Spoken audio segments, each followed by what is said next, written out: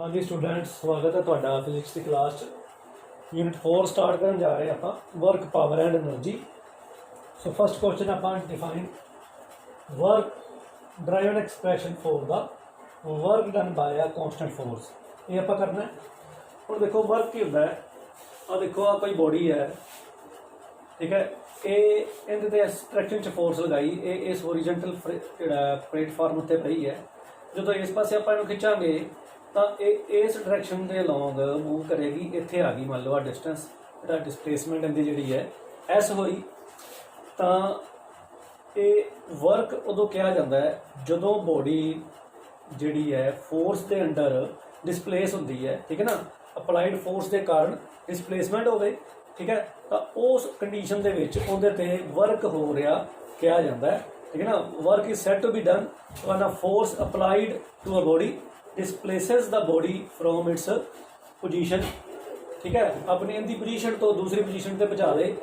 Work is said to be done when a force applied to a body displaces the body from its position, ठीक है। हुण देखो इस particular case के आप गल कर रहे हैं कि फोर्स आप इस डायरेक्शन च लगाई, डिसप्लेसमेंट जी इस डायरेक्शन च हो रही है, ठीक है। सर थीटा एंगल ते फोर्स लग रही है, तो फोर्स के दो कंपोनेंट्स आप इधर एफ कोस थीटा आ जाएगा, इधर 90 डिग्री ते एफ साइन थीटा आ जाएगा। हुण देखो एफ कोस थीटा के अलोंग जी है डिसप्लेसमेंट लग रही है, ठीक है, होरिजेंटल डायरेक्शन दे विच बॉडी की। So body is displace through a distance S horizontally, ठीक है। सो उस केस दे विच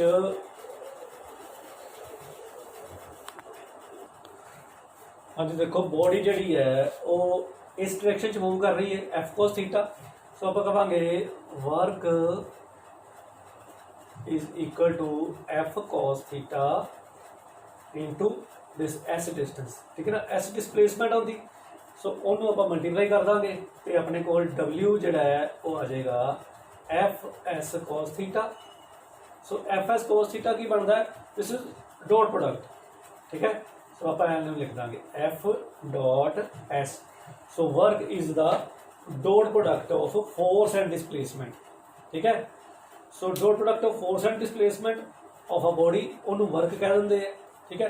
हुण देखो जे फोर्स जी है डिसप्लेसमेंट की डायरेक्शन च ही होवे, जे मान लो फोर्स इस डायरेक्शन च लगती तो कोस थीटा की होना सीगा 0। सो थीटा 0 होना सी, कोस 0 1 होंदा है। तो उस केस आप डिसप्लेसमेंट इधर लैनी सीगी, तो उस पर्टिकुलर केस भी आप डॉट प्रोडक्ट ही लिख सकते हैं फिर भी, ठीक है। जे फोर्स जी है इस डायरेक्शन च लगेगी। हुण फोर्स जे परपेंडिकुलर डायरेक्शन च लगती है मान लो तो डिसप्लेसमेंट होंगी नहीं, ठीक है ना, क्योंकि उनका कोस कंपोनेंट आप देखिए तो एफ कोस 90 डिग्री हो जाता है, कोस 90 0 होता है। तो जो भी फोर्स जी मान लो आ कंपोनेंट जोड़ा ये डिसप्लेसमेंट के कोई कंट्रीब्यूशन नहीं कर रहा, एफ साइन थीटा जो मतलब इस डायरेक्शन जो फोर्स लगेगी तो इधर डिसप्लेसमेंट होना इंपॉसिबल है, ठीक है। सो फोर्स ते डिसप्लेसमेंट का डॉट प्रोडक्ट वर्क होता है। हम डायमेंशनल फार्मूले की गल करिए, आप डायमेंशनल फार्मूला देखो कि फोर्स की होंगी है mass into acceleration. So M L1 T minus 2, distance या डिसप्लेसमेंट की है length. So M L square T minus 2, M1 L square T minus 2, displacement multiply होके की बन गया dimensional formula M L square T minus 2। हाँ देखो हम आप करना है type of work. So work दी टाइप्स ने पॉजिटिव, नैगेटिव तो जीरो। पॉजिटिव वर्क देखो कदों होंदा है, जिस केस दे विच वर्क जिहड़ा है वो हो रहा होवे ते फोर्स की डायरेक्शन च डिसप्लेसमेंट होवे, ठीक है ना। फोर्स की डायरेक्शन च डिसप्लेसमेंट होवे तो आप कहने पॉजिटिव वर्क। जदों देखो कोई चीज़ धरती वाले पासे डिग रही है किसी हाइट तो, ठीक है, तो उपरों थल्ले नूं जदों आ रही है तो gravitation force of attraction of अर्थ जो वर्क कर रही है वो पॉजिटिव होगा, क्योंकि अर्थ की ग्रेविटेशन वो थल्ले नूं खिंच रही है, बॉडी थल्ले नूं मूव कर रही है। तो जो एंगल है वो 0 डिग्री होएगा। उस पर्टिकुलर केस दे विच वर्क नूं आपां की कहांगे पॉजिटिव, ठीक है। सो फोर्स की डायरेक्शन च डिसप्लेसमेंट होंदी है तो वर्क पॉजिटिव है, ठीक है। होर देखो इन टग ऑफ वार की रस्सा कशी, जो दो टीमां खेडदियां ने रस्सा खिंचदियां ने, ठीक है ना। जिहड़ी टीम जितदी है वो आपदे डायरेक्शन च रस्से नूं खिंच के लै जांदी है तो दूसरी टीम उहदे वल तुरी जांदी, भावें कि वो जोर जिहड़ा अपने वल लगा रहे होंदे ने। सो विनिंग टीम जिहड़ी है उहदे द्वारा किया गया वर्क पॉजिटिव होएगा, तो जिहड़ी लूजिंग टीम है उनके द्वारा किया गया वर्क नैगेटिव होएगा, क्योंकि उनकी डायरेक्शन ओपोजिट डायरैक्शन च जिहड़ा डिसप्लेसमेंट हो रही है, फोर्स वो पिछे नूं लगा रही है, डिसप्लेसमेंट उन्होंने अगे नूं होई जा रही है, पर जिहड़ी विनिंग टीम है उनके द्वारा किया गया वर्क जिहड़ा वो पॉजिटिव होएगा। इस तरह जीरो वर्क की आपां गल करांगे। जीरो वर्क किस केस च हुंदा, देखो अपने कोल जदों फोर्स की डायरैक्शन जिहड़ी है, जिवें कोई वर्क बंदा कुली है उन्हें अपने सिर ते भार चुक्या है, तो उनका जिहड़ा फोर्स की डायरैक्शन जिहड़ी है वो डाउनवर्ड पै रही है, ठीक है ना, तो उनकी जिहड़ी मूवमेंट है वो इधर लग रही है, ठीक है। सो इस पर्टिकुलर केस दे विच 90 डिग्री का एंगल बन जाता है, ठीक है ना। So when force and displacement they are perpendicular to each other, ठीक है। So force and displacement perpendicular ने, तो उस केस दे विच आपां कहांगे वर्क इज जीरो, ठीक है। सो कोई परसन सड़क के उत्ते एक लगेज या सूटकेस अपने सिर ते रख के चल रहा है, तो उनकी डिसप्लेसमेंट जिहड़ी है इस डायरैक्शन च है, तो जी फोर्स उनके सिर ते लग रही है उनकी डायरैक्शन जी है इधर है। So this is a theta 90 degree, तो आप कहांगे फोर्स एंड डिसप्लेसमेंट दे डब्ल्यू की हो जाएगा, देखो एफ एस कोज 90 डिग्री उस पर्टिकुलर केस, कोज 90 की वैल्यू की हो जाएगी जीरो, तो आप जीरो कह देंगे, वर्क इज जीरो, ठीक है। So when theta is 90 degree that is the force and displacement are perpendicular to each other, ठीक है। So then work is zero, ठीक है। सो इनकी एग्जाम्पल जी है वही आप गल की कि person holding a suitcase on his head and moving in a horizontal direction, the work done by the person is zero in that particular case. इस तरह सेंट्रीपिटल फोर्स द्वारा किया गया वर्क भी जीरो होता है। जो सेंट्रीपिटल फोर्स घुमा रही है, देखो जो हमेशा जी डिसप्लेसमेंट जी इधर होंगी है, तो फोर्स इस पासे लग रही है, तो 90 डिग्री एंगल होता है। जो भी कोई चीज़ सर्कल घूम रही है, ठीक है ना, आप एक पर्टिकुलर सर्कल की गल करिए, तो एक पर्टिकुलर सर्कल जो चीज़ घूम रही है, तो सेंट्रीपिटल फोर्स की डायरैक्शन इधर है, तो डिसप्लेसमेंट जी हमेशा परपेंडिकुलर डायरैक्शन होंगी है, तो work done by the centripetal force is always zero, ठीक है। तो body is moving in a circular path. हाँ जी, देखो थर्ड केस है नेगेटिव वर्क का।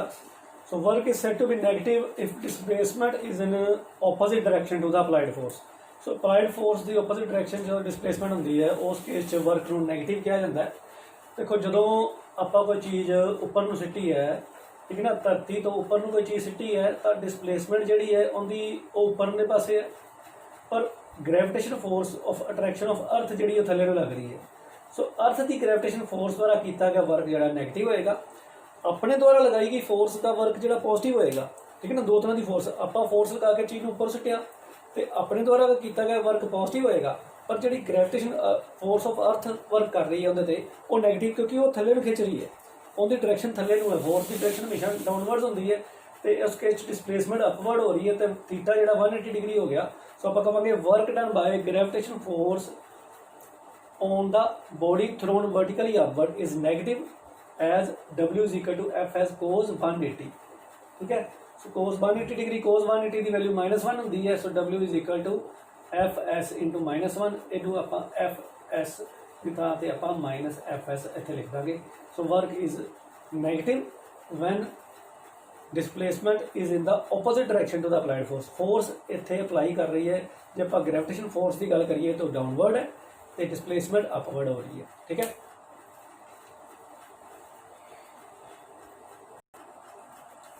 ठीक है, देखो नैगेटिव वर्क दी होर भी एग्जांपल्स आप देख सकते हैं।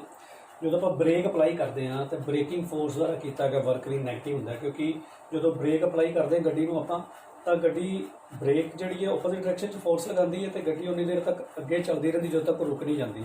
सो डिसप्लेसमेंट उसकी ओपोजिट डायरैक्शन होती रहती है, तो ब्रेकिंग फोर्स द्वारा किया गया वर्क भी नैगेटिव होंगे, ठीक है।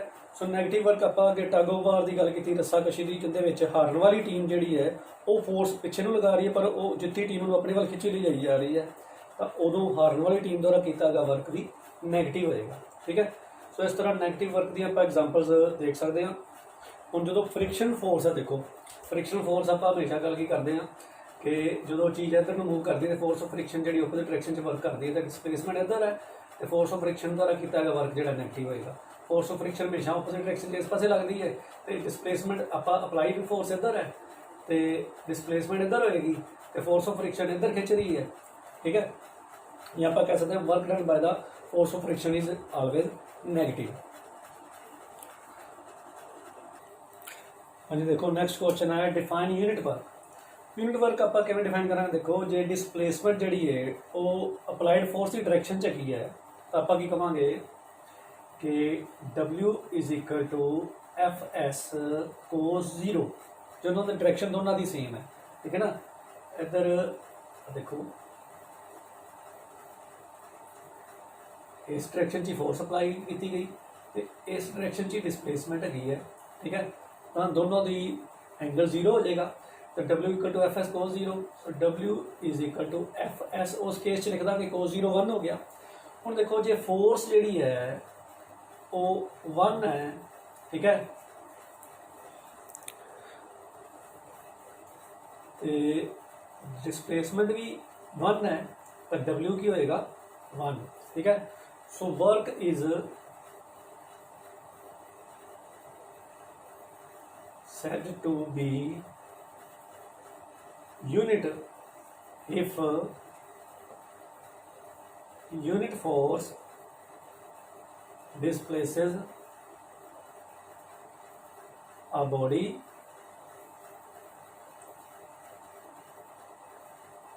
through a unit distance, they don't unit displacement.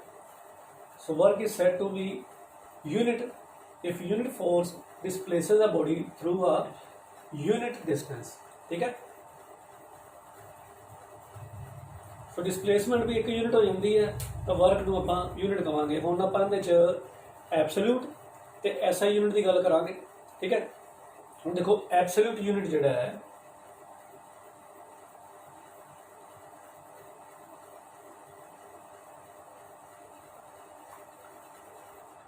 Absolute unit of work दे विच देखो की है हुण जे फोर्स एक डाइन है, ठीक है। सो फोर्स जिहड़ी है वो 1 डाइन है तो डिसप्लेसमेंट जिहड़ी है वो 1 सेंटीमीटर है, ठीक है। तो उस पर्टिकुलर केस च आपां कह देंगे W जिहड़ा है work W is equal to 1 dyne into 1 centimetre equal to 1 erg हो गया, ठीक है। सो उस केस च वर्क जिहड़ा है वो 1 अर्ग होएगा। So work is said to be 1 erg if a force of 1 dyne displaces a body through a distance of 1 centimetre in the direction of the applied force, ठीक है। हाँ जी, देखो आप एब्सोल्यूट यूनिट वर्क कर रहे हैं। सो एब्सोल्यूट यूनिट दे विच आपां पहले CGS सिस्टम की गल की। सो CGS सिस्टम के work is said to be 1 erg if a force of 1 dyne displaces the body through 1 centimetre in its own direction, ठीक है। सो आप गल की भी ओन डायरेक्शन मतलब जे उस डायरेक्शन के विच है तो कोस थीटा कोस 1 हो जाता है, थीटा 0 हो जाएगा, कोस थीटा 1 हो जाएगा। तो वर्क जिहड़ा है फोर्स की डायरेक्शन च डिसप्लेसमेंट जो होएगी तो 1 अर्ग कहा जाएगा जदों एक डाइन की फोर्स 1 सेंटीमीटर दूरी तक डिसप्लेस कर देंदी है अपनी डायरेक्शन में ही बॉडी में, ठीक है। हुण एब्सोल्यूट यूनिट का आप दूजा SI सिस्टम के देखते हैं। So SI unit of work ये देखो if force is 1 newton and displacement is equal to 1 metre then W is equal to 1 newton into 1 metre, so W is equal to 1 joule हो जाएगा, ठीक है। So work is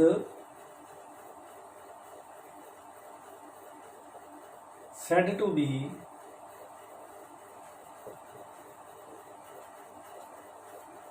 one joule if a force of 1 Newton displaces a body through 1 meter in its own direction, ठीक है। in its own direction मतलब अपनी direction में ही 1 metre दूरी तक डिसप्लेस कर देंगी 1 न्यूटन की फोर्स, तो वर्क नू 1 जूल उस केस के विच किया जाएगा SI सिस्टम। इस तरह एब्सोल्यूट सिस्टम का CGS सिस्टम के आप देखा कि 1 अर्ग कदों किया जाता है जो एक डाइन फोर्स 1 सेंटीमीटर तक डिस्प्लेस कर देंगी अपनी डायरैक्शन में ही। सो ये दोनों की हो गए एब्सोल्यूट यूनिट ऑफ वर्क। एक डाइन हो गया, डाइन ते सेंटीमीटर मल्टीप्लाई करके अपने को अर्ग आ गया, दूसरा न्यूटन ते मीटर मल्टीप्लाई करके अपने को जाउल आ गया। सो जाउल इज एसआई सिस्टम के आ गया, तो अर्ग जिहड़ा है वो सीजीएस सिस्टम के आ गए। ये एब्सोल्यूट सिस्टम ऑफ यूनिट के। देखो नैक्सट आप करना है रिलेशन बिटवीन जाउल एंड अर्ग। सो जाउल तो अर्ग की रिलेशन की देखो, 1 जाउल जिहड़ा है equal to 1 newton into 1 metre है, ठीक है। सो जो 1 न्यूटन है ये आपको पता है 10 की पावर 5 टाइम के बराबर होंदा है, या तुसीं इहनूं न्यूटन को तुसीं 10 की पावर 5 टाइम लिख लो, तो 1 मीटर को 100 सेंटीमीटर लिख लो, ठीक है। सो ये 10 की पावर 7 अर्ग के बराबर हो गया 1 जाउल जो, ठीक है। सो 1 जाउल इज इक्वल टू 10 की पावर 7 अर्ग, ओके। हाँ जी, देखो आप ग्रैविटेशनल यूनिट ऑफ वर्क की गल करनी हूँ आप। सो सीजीएस सिस्टम के ग्रैविटेशन यूनिट ऑफ वर्क की है, उन्होंने कहते ग्राम सेंटीमीटर। सो ग्राम सेंटीमीटर में आप GCM लिख दें। सो 1 ग्राम सेंटीमीटर जोड़ा है वो 1 ग्राम वेट इंटू 1 सेंटीमीटर होंगे। 1 ग्राम वेट आप अगे भी किया है, देखो फोर्स में आप किया कि जो 1 ग्राम की वस्तु धरती अपने वाल खिंच रही है, सो 1 ग्राम की वस्तु जब धरती द्वारा लगाया गया बल, मतलब force of gravitation force on 1 gram body, ठीक है ना। बॉडी ऑफ 1 ग्राम के उत्ते 1 ग्राम वेट फोर्स लगती है। उसका मतलब कि देखो अपन पता है फोर्स जी ग्रेविटेशन फोर्स जी है वो धरती द्वारा लगाई गई फोर्स जी होंगी है वो M इंटू G होंगी है। M mass if it is 1 gram and G in CGS system is 980 centimetre पर सेकंड स्क्वायर, ठीक है ना। 9.8 होंगी है, और 980 सेंटीमीटर पर सेकंड स्क्वायर कह लाँगे, तो उनके ते 980 डाइन फोर्स लगेगी 1 ग्राम की बॉडी से, ठीक है ना। 1 ग्राम की बॉडी से जी force due to gravitation pull of earth लग रही है दैट इज़ 980 डाइन, ठीक है। सो 1 ग्राम वेट जोड़ा है वो 980 डाइन होंगे, ठीक है। ये आप लास्ट यूनिट भी किया तो into 1 centimetre.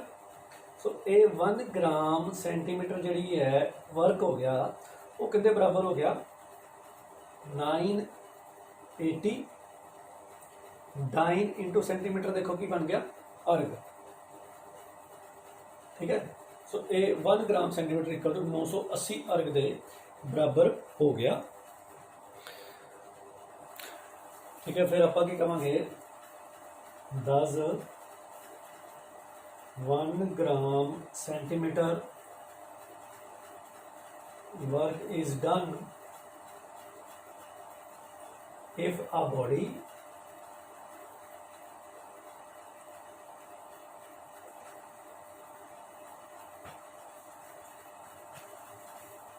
is displaced, if a body is displaced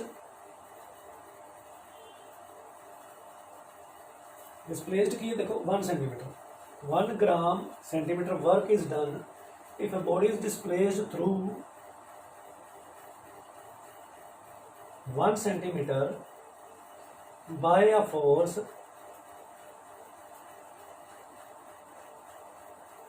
of this 1 gram weight in its own direction.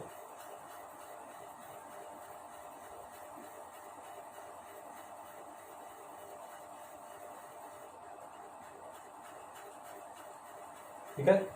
So 1 gram centimeter work is done if a body is displaced through 1 centimeter by a force of 1 gram weight in its own direction. 1 gram weight की force अपनी direction में ही 1 centimetre displacement देती किसी body को, तो उनके लग रहा वर्क जोड़ा है वो 1 ग्राम सेंटीमीटर होएगा।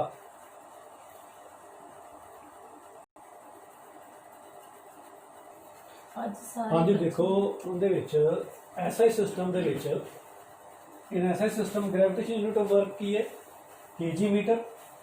केजी मीटर का मतलब कि देखो 1 KG metre is equal to 1 kilogram weight into 1 metre. 1 kilogram weight आप अगे पढ़िया है। 1 किलोग्राम वेट के देखो 1 किलोग्राम की वस्तु ते धरती द्वारा लगाया गया बल, ठीक है ना, वर्क जोड़ा 1 केजी मीटर हो जाएगा जे 1 किलोग्राम वेट जोड़ा है वो 1 मीटर तक डिस्प्लेस हो रहा है। सो 1 किलोग्राम वेट का मतलब की है, आप अगे भी पढ़िया है कि 1 किलोग्राम की वस्तु ते ग्रेविटेशन फोर्स ऑफ अट्रैक्शन द्वारा लगाया गया बल वो कितना होता है 9.8 न्यूटन के बराबर, ठीक है। सो 1 KG metre is equal to ये 9.8 न्यूटन हो जाएगा, ठीक है ना, ये फोर्स है, ठीक है। सो एम जी वही मास 1 किलोग्राम, जी की वैल्यू 9.8 मीटर पर सेकंड स्क्वायर, तो 1 केजी वेट बन गई थी फोर्स, ठीक है। सो 1 मीटर के आप मल्टीप्लाई कर लिया तो 1 किलोग्राम मीटर ये कितने बराबर हो गया 9.8 newton metre. So newton metre की बन जाएगा 9.8 जाउल, ठीक है। So force is said to be, अपना देखो वर्क हो गया, so work is said to be 1 kilogram meter if a force of this 1 kilogram weight displaces a body through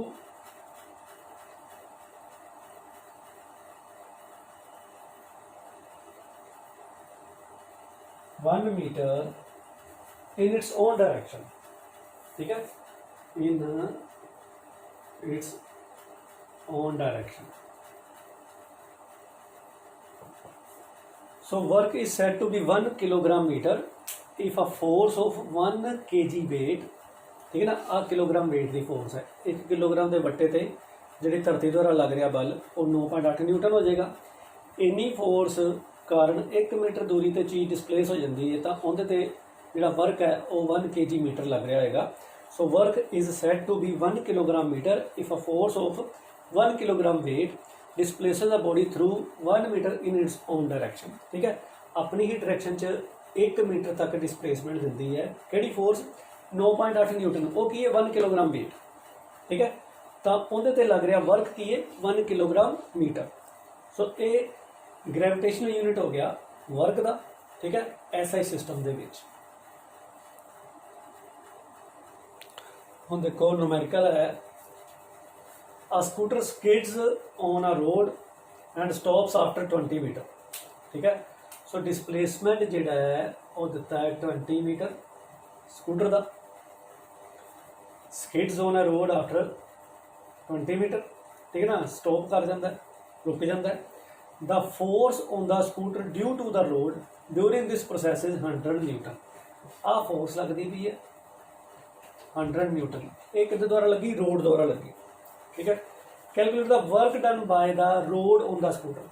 हम W देखो की होएगा, हम देखो स्कूटर इस डायरेक्शन से जा रहा है, फोर्स इस डायरेक्शन से लग रही है रोड द्वारा, ठीक है ना, आ डिस्प्लेसमेंट इस डायरेक्शन से। सो ये 180 डिग्री का एंगल बन जाएगा ऑपोजिट डायरेक्शन।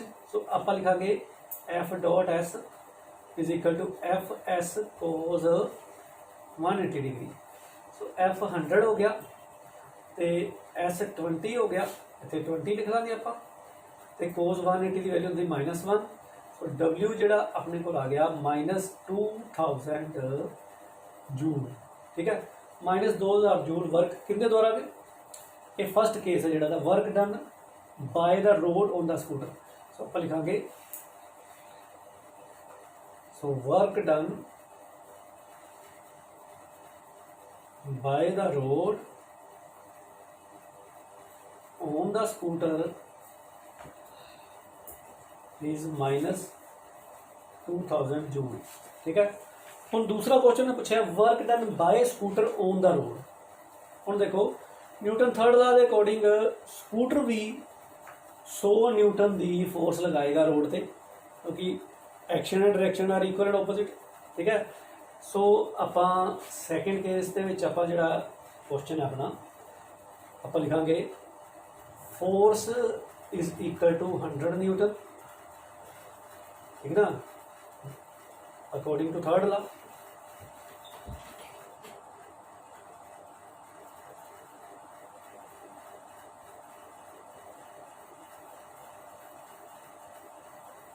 ठीक है, according to Newton third law.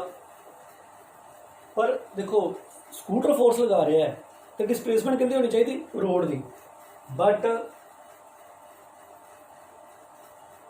Displacement of the road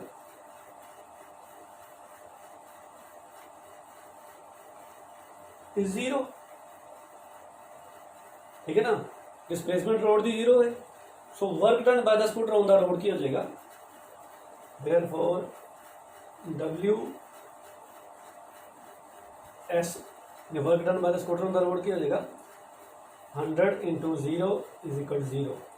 so work done by the scooter on the road is 0। Road ने स्कूटर पर वर्क किया क्योंकि स्कूटर की डिस्प्लेसमेंट हुई, पर रोड की डिस्प्लेसमेंट ही नहीं हुई, इस करके आप कहेंगे स्कूटर ने कोई वर्क नहीं किया। So the work done by the scooter on the road is 0।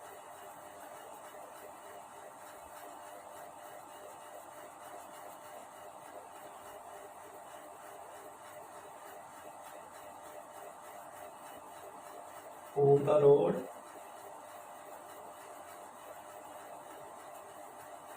is 0। ठीक है, so the work done by the scooter on the road is 0। Thank you. हाँ जी, देखो एक नैक्सट न्यूमेरिकल आप कर रहे हैं। ठीक है, ये फोर्स का टॉपिक कवर कर लेगा सारा। Calculate the work done by a constant force. Force की वैल्यू दी हुई है कंपोनेंट फॉर्म के आई जे के 2i plus 3j minus 5k newton acting on a body producing a displacement. कितनी डिस्प्लेसमेंट प्रोड्यूस कर रही है देखो, this 2i plus 4j plus 3k metre in a body. So आ डिस्प्लेसमेंट है, जो फोर्स से डिस्प्लेसमेंट आप करके हटे देखो work is equal to W is equal to F dot S। ठीक है, ये आप किया। सो जो फोर्स से डिस्प्लेसमेंट का डॉट प्रोडक्ट है तो आप लिखांगे W is equal to force की वैल्यू इतने पुट कर देंगे 2i plus 3j minus 5k। ठीक है, ते नाल डिस्प्लेसमेंट जी है उसकी वैल्यू डॉट ला के लिख देंगे। So dot 2i plus 4j plus 3k।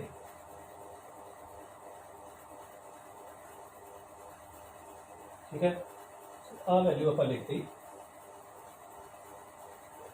सो ये डॉट प्रोडक्ट बन गया। सो W is equal to dot product आप कैलकुलेट करते हैं देखो आई डॉट I1 होंगे, आई डॉट J 0 होंगे, आई डॉट K 0 होंगे। सो 2 2 दा 4। ठीक है, आई डॉट I 1 हो गया, बाकी 0 हो जाएंगे। सो 3 J डॉट J 1 होंगे। सो प्लस 3 4 दा 12। ठीक है, बाकी J dot I 0 J dot K 0 हो गया। फिर minus 5 into 3 minus 15। K dot I 0 K dot J 0 K dot K 1 negative sign है। सो ये बन गया 16 माइनस 15 इक्वल टू 1 जूल। ठीक है, सो क्योंकि इतने न्यूटन दिता है, इतने मीटर दिता है, तो आंसर जो आ जाएगा वो जूल में आ जाएगा। ठीक है।